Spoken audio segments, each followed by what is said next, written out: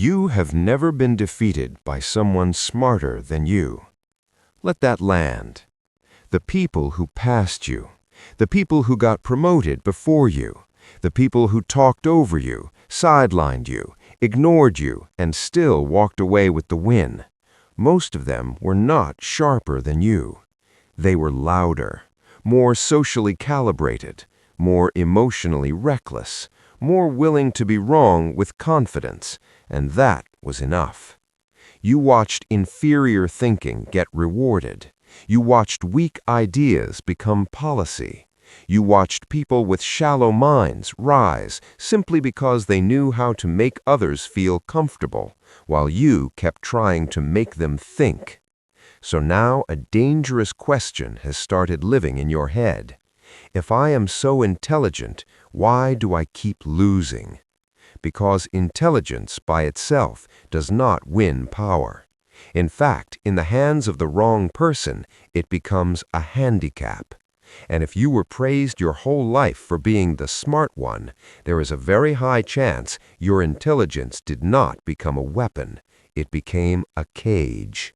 This video is about that cage, how it was built, why fools keep beating you with worse minds, and how to turn intelligence into something the world can no longer quietly sideline. From the beginning, you were trained on a false equation. If you are right, you win.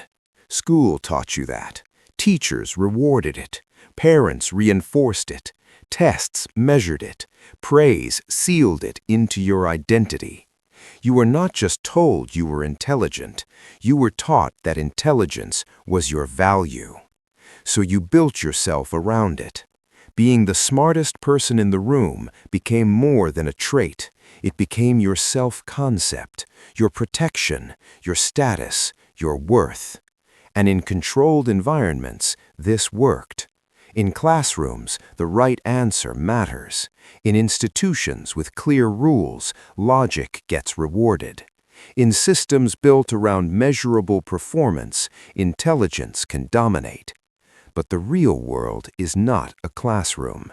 The real world does not consistently reward truth. It rewards confidence, timing, status, perception, alliance, emotional fluency. And if you walk into that world still believing the smartest person naturally rises, you are walking into a war with academic equipment. Carol Dweck's research on fixed versus growth mindset exposed something uncomfortable. People praised mainly for being smart often become more fragile, not more resilient. Because when your identity is built on intelligence, failure stops feeling educational. It starts feeling humiliating. A challenge is no longer just a challenge. It becomes a threat to the self. So what do intelligent people often do? They avoid environments where they might look average. They over-prepare. They hesitate. They stay where they are already respected. They protect the image of being intelligent instead of risking the experience of becoming stronger. That is the first trap. Not arrogance, fear. The fear of losing the one thing that made you special. And the cruel part is this. The more tightly you grip that identity, the less dangerous you become in the real world. Because power rarely belongs to the person protecting an image. It belongs to the person willing to act. There is another lie intelligent people tell themselves. If I think more clearly than others, I will make better decisions than others. That sounds true. It is not fully true. Neuroscientist Antonio Damasio studied patients who had damage to the emotional centers of the brain but retained high intellectual ability. What he found was devastating to the worship of logic. These people could reason, they could analyze, they could explain, but they struggled to choose. They could compare options endlessly and still remain stuck. Why? Because emotion is not the enemy of decision-making. Emotion is what gives decision-making force. It gives preference, urgency, priority, movement. Without emotion, thought can become a maze with no exit. This matters because many intelligent people were taught to distrust emotion, to rise above it, to suppress it, to replace instinct with analysis. So they become brilliant at thinking and weak at moving. They read the report while someone else reads the room. They refine the model while someone else builds the alliance. They prepare the perfect argument while someone else senses the mood, shifts the energy, and closes the deal. That person is not always more intelligent, but they are more complete. And completeness beats brilliance in the real world more often than brilliant people like to admit. This is why so many intelligent people lose to people they privately consider mediocre, because they are trying to win a human game with only half their instrument. Intelligence without emotional calibration becomes delay, overanalysis, bad timing, poor positioning, a perfect answer delivered at the wrong moment to the wrong ego, and a perfect answer delivered badly loses to a flawed answer delivered with social precision every single day. Now we reach the ugliest part. You are not just attached to being right. You are attached to being seen being right. That is a different addiction, and it is far more expensive. It is not enough to know the answer. You need the room to recognize that you knew it. You need the correction to land. You need the flawed person to feel the weight of your clarity. You call it honesty. You call it standards. You call it refusing to tolerate stupidity. Sometimes it is. But often, underneath all of that, there is a hunger for acknowledgement, a need for the room to confirm that you are, in fact, who you believe yourself to be. So someone says something weak, careless, or obviously wrong, and you feel it instantly. You map the flaw in seconds. Your body tightens. You feel the urge to step in. Not because speaking will improve the outcome, because silence feels like self-betrayal. So you explain, you correct, you sharpen, you make the better point. And then something familiar happens. The person gets defensive. The room goes cold. The emotional atmosphere shifts against you. Now you are difficult. Now you are intense. Now you are technically right, but you were correct, and you still lost. Why? Because power does not automatically move toward correctness. Power moves toward emotional safety, perceived status, and social gravity. Robert Greene built an empire explaining this to people who learned it too late. If you make others feel small, exposed, or intellectually dominated, many of them will not reward you for your brilliance. They will punish you for the feeling you created in them. That is the trap. The intelligent person often enters the room trying to prove truth. The powerful person enters the room managing significance. One wins debates. The other wins outcomes. And outcomes are what the world remembers. You may think this is a modern corporate problem. It is not. This is one of the oldest patterns in power. Take Nikola Tesla and Thomas Edison. Tesla was the greater mind, not by a little, by a lot. He could see systems whole. He could mentally build machines before others could even understand the principles behind them. His intelligence was architectural. Edison was not operating at that level. But Edison understood something Tesla did not fully master. People do not buy truth first. They buy the story around truth. So Edison fought with spectacle, fear, influence, politics, access, narrative. Tesla had deeper genius. Edison had stronger command over perception. And in public life, perception cashes checks that truth often cannot. Or look at Sima Yi in the Three Kingdoms era. He served under men less competent than himself, men who had rank, insecurity, and reason to fear his ability. If he had openly displayed the full extent of his superiority, he would have triggered the oldest reflex in power: eliminate the threatening subordinate. So he concealed himself. He appeared weak, harmless, declining, forgetful. He let lesser men feel safe. And when the moment was right, when the guard dropped, when the arrogance peaked, when the structure was exposed, he moved once. That is real intelligence. Not the need to be recognized in real time, not the urge to correct every inferior mind in the room, not the vanity of visible brilliance. Real intelligence is strategic invisibility until visibility becomes lethal. Understand this clearly. Your intelligence is not jewelry. It is not for display. It is not there to decorate your identity. It is a weapon, and a weapon shewn too early becomes a target. Let's get surgical. This is how intelligent people lose in everyday life. 1. The explanation trap. You believe that if you explain well enough, people will understand. No. Most people do not resist your argument because they fail to grasp it. They resist it because accepting it would injure something in them: their status, their ego, their certainty, their social position, their image of themselves. So every time you make the argument cleaner, you think you are helping. But in many cases, you are cornering them. And cornered people do not become rational, they become defensive. Which means the better your explanation becomes, the more dangerous you appear. And the more dangerous you appear, the less likely they are to concede.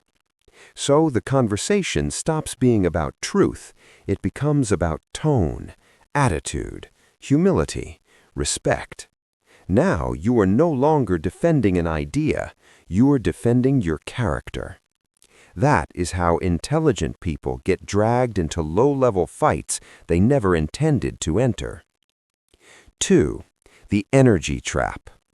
You are spending real energy. They are spending almost none. To argue with an irrational person, you must anticipate, organize, regulate, adapt, explain, and endure.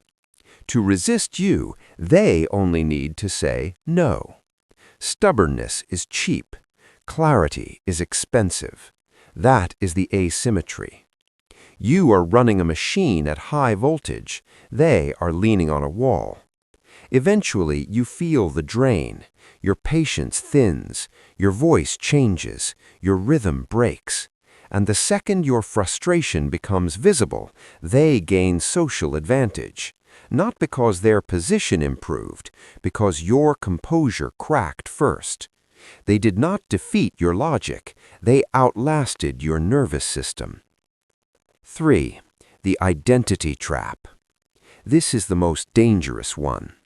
Your intelligence is not something you use, it is something you are. So when someone dismisses your reasoning, your body does not experience that as a casual disagreement. It experiences it as a threat, which means stress floods in, clarity narrows, your thinking gets tighter and more rigid. You start arguing not to find the best path, but to defend the self. And once that happens, your intelligence is no longer serving you, it is serving your wound. That is why smart people sometimes sound least intelligent exactly when they are most provoked. The fool did not pull you down to their level by accident. They pulled you into identity defense, and identity defense makes almost everyone weaker. So what is the exit? Not becoming less intelligent, not pretending fools are wise, not surrendering standards. The exit is learning what intelligence is for. Shift 1. Stop optimizing for being right. Optimize for outcomes. This changes everything. Before you speak, ask one question.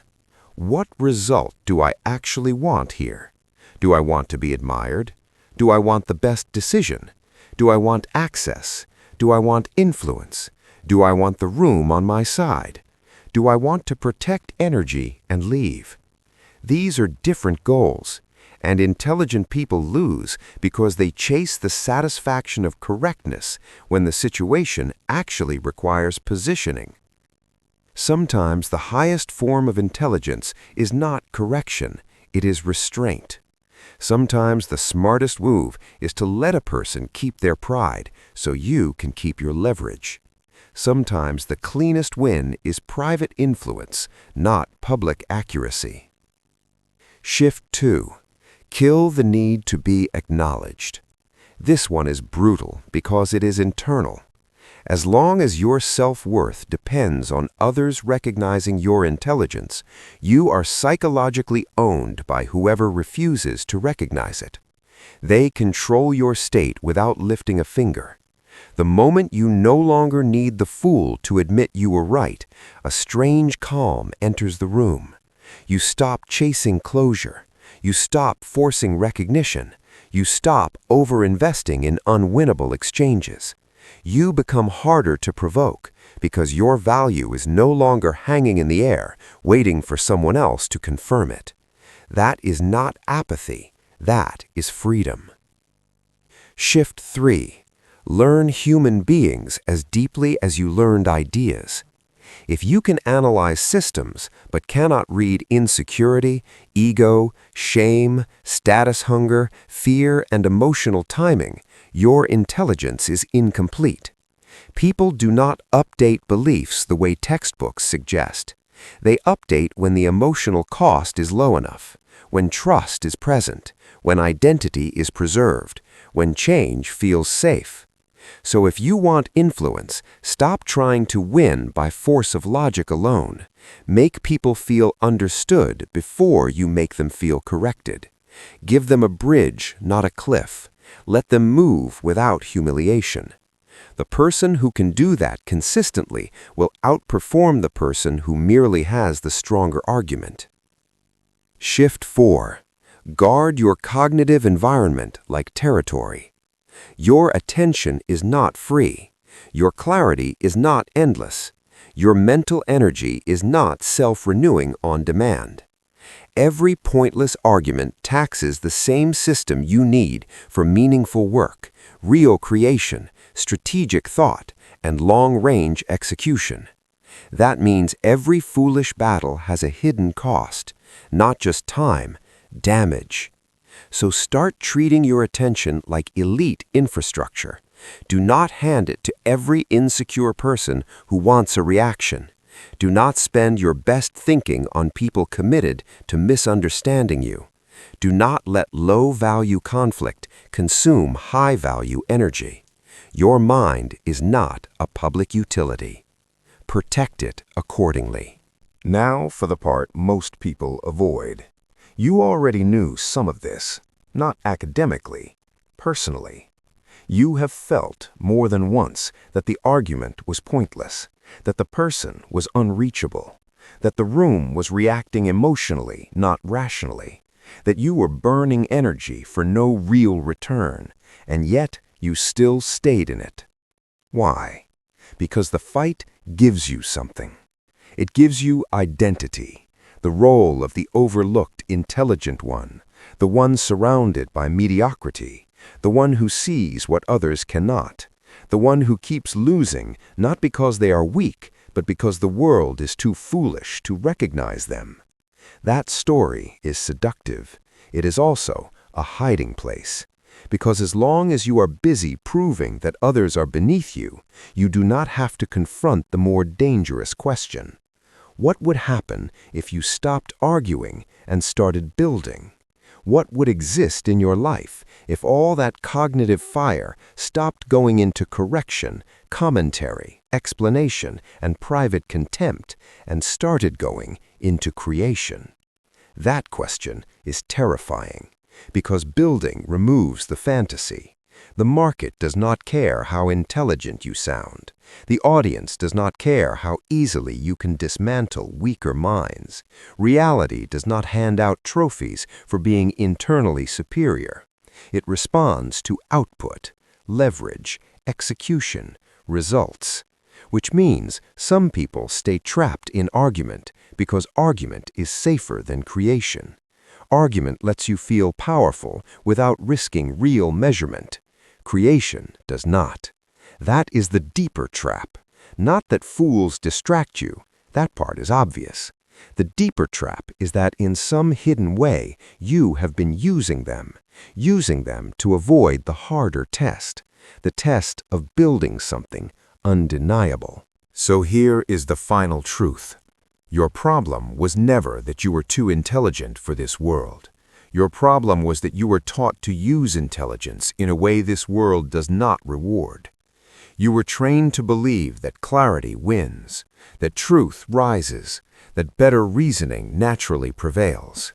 Sometimes it does, but not often enough to build your life on. If you want real power, intelligence must become more than analysis. It must become timing, restraint, emotional literacy, strategic silence, selective visibility, outcome discipline. Stop trying to make every room acknowledge your mind. Build a life that does not require their acknowledgement. Stop trying to defeat fools one by one. Outgrow the battlefield they live on. Stop performing intelligence. Start converting it into leverage, into structure, into freedom, into work so solid that arguments around it become irrelevant. The people who change their lives do not spend years correcting the room. They spend years building something the room can no longer ignore. So the next time you feel that old urge to explain, to correct, to prove, to force recognition, pause and ask the only question that matters. Does this serve my ego or my future? One of those will keep you trapped. The other will make you dangerous. Now choose.